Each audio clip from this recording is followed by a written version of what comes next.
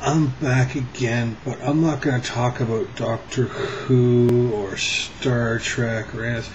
Instead, I'm going to talk about Smallville and how it buggered everything up. I mean, okay, first of all, I could understand the whole idea of having a show about him growing up in Smallville.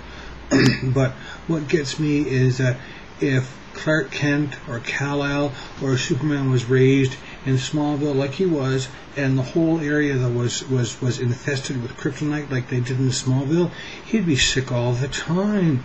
And and every time you turn around, there was all these supervillains.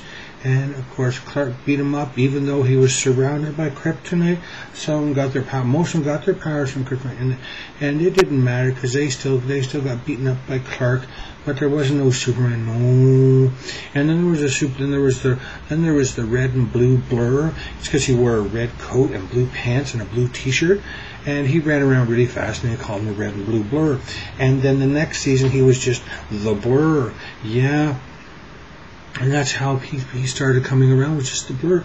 But in the very last episode, for 10 years, we're all waiting to see him in the red and blue suit flying around. And they showed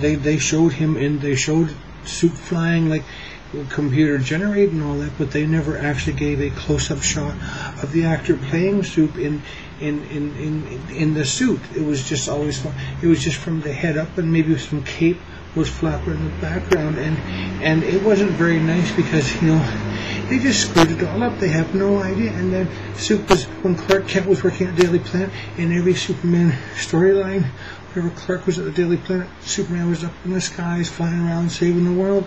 But not this time, because these guys just didn't know what they were doing. They didn't have a fanatic like me to protect Soup's integrity and ideals, and they were just bad, dumb people. And I think they should be, they're big poo-poo faces.